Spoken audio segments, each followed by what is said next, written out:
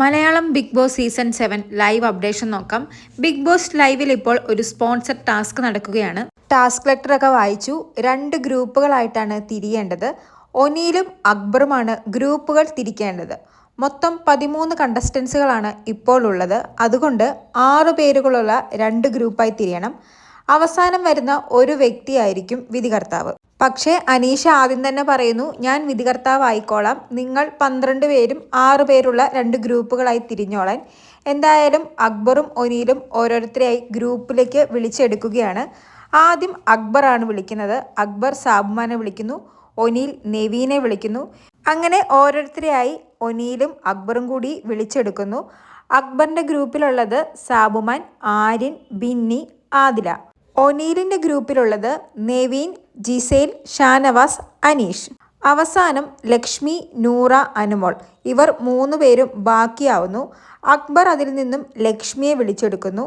O'Neill അതിൽ നിന്നും നൂറയെ വിളിച്ചെടുക്കുന്നു. അങ്ങനെ അവസാനം ഒരു ഗ്രൂപ്പിലും പെടാതെ ബാക്കി വന്നത് അനുമോളാണ്. അങ്ങനെ അനുമോളെ വിധികർത്താവാക്കുന്നു. അനുമോളുടെ മുഖമൊക്കെ അപ്പം തന്നെ മാറി കേട്ടോ, വിങ്ങി പൊട്ടുന്നത് പോലെയായി. അപ്പോൾ നൂറ പറയുന്നു, വേണമെങ്കിൽ അനുമോളെ വിളിച്ചെടുത്തോളൂ, ഞാൻ വിധികർത്താവായിക്കോളാമെന്ന്.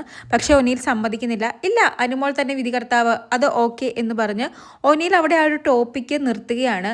അനുമോളുടെ ഒരു സജഷനോ അല്ലെങ്കിൽ അനുമോളുടെ അഭിപ്രായമോ ആഗ്രഹമോ ഒന്നും ചോദിക്കുന്നില്ല. അനുമോളുടെ മുഖമൊക്കെ മാറി വിങ്ങി പൊട്ടുന്ന പോലെ ആയിട്ടോ. എനിക്ക് തോന്നുന്നു എനിക്ക് ഈ ടാസ്കിൽ പങ്കെടുക്കണ്ട, ഞാൻ വിധികർത്താവായിക്കോളാമെന്ന് പറഞ്ഞ അനീഷിനെ പോലും ഒനീലിൻ്റെ ടീമിലേക്ക് വിളിച്ചെടുത്തു. അനീഷ് വരുന്നില്ലെന്ന് പറഞ്ഞപ്പോഴും ഷാനവാസാണ് വന്ന് കളിക്കുന്നു പറഞ്ഞ് അനീഷിനെ വിളിച്ച് അവരുടെ ടീമിലാക്കിയത്. പക്ഷേ കളിക്കാൻ താല്പര്യമുള്ള അനുമോളെ 2 ടീമിലേക്കും വിളിച്ചില്ല. അങ്ങനെ അനുമോള് വിധികർത്താവായി. അനുമോളുടെ മുഖം മാറിയത് നൂറ ശ്രദ്ധിച്ചിരുന്നു. അതുകൊണ്ട് തന്നെയാണ് വേണമെങ്കിൽ ഞാൻ വിധികർത്താവായിക്കോളാം, അനുവിനെ വിളിച്ചെടുത്തോളാൻ പറഞ്ഞത്. പക്ഷേ ഒനീൽ സമ്മതിച്ചില്ല. എന്തായാലും എല്ലാവരും ടീമൊക്കെ തിരിച്ച് എല്ലാം ഇൻട്രൊഡ്യൂസ് ചെയ്തതിന് ശേഷം നെവീനും നൂറയൊക്കെ അനുമോളുടെ അടുത്ത് പോയിരിക്കുന്നു. എന്നിട്ട് നെവീൻ അനുമോളോട് ചോദിക്കുന്നുണ്ട്, എന്താണ് കരയുന്നത്, എന്താണ് കണ്ണൊക്കെ നിറഞ്ഞിരിക്കുന്നത്, പോട്ടെ ഇതൊരു സ്പോൺസർ ടാസ്ക് അല്ലെന്നൊക്കെ. അപ്പോൾ അനുമോള് ഞാനെന്തിന് കരയണം എന്നൊക്കെ പറഞ്ഞ് അപ്പോഴും മുഖമൊക്കെ വാടി മുഖമൊക്കെ വീർപ്പിച്ച് സങ്കടപ്പെട്ട് ഇപ്പോൾ വിങ്ങിപ്പൊട്ടു എന്ന് പറഞ്ഞ രീതിയിലാണ് അനുമോൾ ഇരിക്കുന്നത്.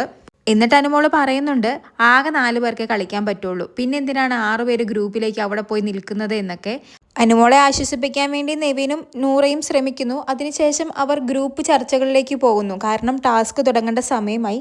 പക്ഷേ ഈ സമയത്തും അനുമോള് ആരോടും മിണ്ടാതെ ഒറ്റയ്ക്ക് ആ ഇരുന്നിടത്ത് തന്നെ ഇരിക്കുകയാണ്. വിങ്ങി പൊട്ടി മുഖമൊക്കെ മൂഡ് ഓഫായി. സത്യം പറഞ്ഞാൽ ഈ അവസ്ഥയിൽ ആർക്കാണേലും സങ്കടം വരും. കാരണം 2 ഗ്രൂപ്പുകളായി തിരിക്കുന്നു. ഇപ്പോൾ എൻ്റെ പേര് വിളിക്കുമെന്ന് പറഞ്ഞ് കാത്തിരിക്കുകയാണ് അനുമോള്. കാരണം ഓൾറെഡി അനീഷ് വിധികർത്താവായിക്കൊള്ളാമെന്ന് പറഞ്ഞു. അപ്പോൾ എന്തായാലും ഒരു ഗ്രൂപ്പിലേക്ക് എന്നെ വിളിക്കുമെന്ന് കാത്തിരിക്കുകയാണ്. അവസാനം വരെ വിളിക്കുന്നില്ല. കളിക്കാൻ താല്പര്യമില്ലാത്ത വ്യക്തിയെ പോലും കളിക്കാൻ വേണ്ടി ടീമിലേക്ക് വിളിച്ചുകൊണ്ട് പോകുന്നു. അപ്പോൾ എന്നെ കൊള്ളത്തില്ല, എനിക്ക് ടാസ്ക് കളിക്കാൻ അറിയില്ല, അല്ലെങ്കിൽ എന്നെ ഒഴിവാക്കുക എന്നൊക്കെ ഒരു തോന്നൽ ആരുടെ മനസ്സിലാണെങ്കിലും തോന്നും. പിന്നെ ഞാൻ പലതവണയും ശ്രദ്ധിച്ച കാര്യമാണ്, പല സ്പോൺസർ ടാസ്ക് വരുന്ന സമയത്തും ഇതുപോലെ അനുമോളെ ഒഴിവാക്കുന്നതായി എനിക്ക് തോന്നിയിട്ടുണ്ട്. എന്തായാലും ഇപ്പോൾ വിങ്ങിപ്പൊട്ടി സങ്കടപ്പെട്ടിരിക്കുകയാണ്. ഇനി ഈ സങ്കടം ഈ ടാസ്കിൻ്റെ വിധി നിർണയത്തിൽ ബാധിക്കുമോ ഇല്ലയെന്നൊന്നും അറിഞ്ഞുകൂടാ. എന്തായാലും ടാസ്ക് ഉടനെ തന്നെ ആരംഭിക്കുന്നതായിരിക്കും. കൂടുതൽ ലൈവ് അപ്ഡേറ്റുകളുമായി വീണ്ടും വരാം.